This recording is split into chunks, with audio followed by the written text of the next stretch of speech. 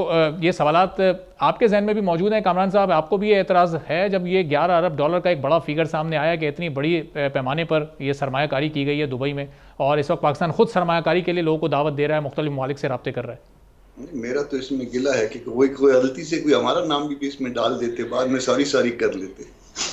اچھا، آپ کی جماعت کے کسی رکن کا نام شامل نہیں ہے اس میں؟ غلطی نہیں ہو سکتی۔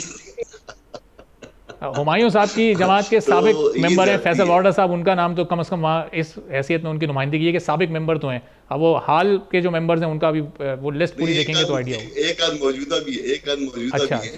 ان کا بھی اپارٹمنٹ ہے۔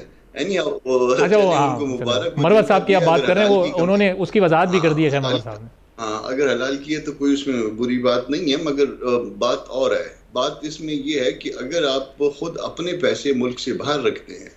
اور باہر والوں کو کہیں کہ یہاں پہ آ کے انویسٹمنٹ کریں، تو پھر ہماری بات میں کیا وہ اثر پیدا ہو جائے گا کہ جو ہم لوگوں کو منتیں کرتے ہیں کہ یہاں پہ انویسٹمنٹ کریں، وہ کہیں گے بھائی تم تو انویسٹمنٹ کرتے ہو دبئی میں، ملائیشیا میں،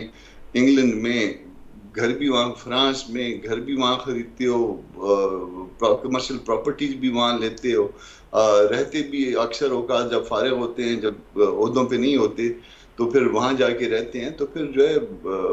یہ آپ کی قول و فعل میں تضاد ہے۔ اس قول و فعل کے تضاد کو جس وقت ختم کر دیا جائے گا پھر لوگ آئیں گے، امن ہو اور یہ طے ہو جائے کہ جو بھی حکومت ہے وہ جینون ہے، اس کے پاس مینڈیٹ ہے، اس کو کسی اور نے لا کے بٹھایا نہیں ہے، اس کے خلاف کوئی ایسا احتجاج نہیں چل رہا جس کے پیچھے کوئی لوگ مانتے ہوں، کم از کم دل سے مانتے ہوں کہ بات بھلے جو ہے نا ہم مانیں یا نہ مانیں مگر بات تو یہ سچ کہہ رہے ہیں۔ تو اگر اس طرح کی باتیں ختم ہو جائیں گی تو یہ ملک میں بڑھنے کے لیے آگے تیار ہو جائے گا۔ اگر اسی طرح سے چلنا ہے کہ ایک باری اس کی ہے، دوسری باری اس کی ہے، اور پھر جو ہے نا وہ پیچھے جو ہے نا وہ اسٹیئرنگ پہ کوئی اور بیٹھا ہوتا ہے، اسٹیئرنگ پہ تو سامنے بٹھایا ہوتا ہے مگر کنٹرول جو ہے وہ کسی اور کے پاس ہوتا ہے، اس کنٹرول کو آپ کو سب کو بیٹھ کے رد کرنا ہوگا، ہم سب کو مل کے آپس میں بیٹھنا ہوگا، ہم کو آپس میں دستور کے مطابق چلنا ہوگا، اور جو پیچھے بیٹھ کے حکومت چلاتا ہے اس کو بھی دستور کے دائرے میں جانا ہوگا۔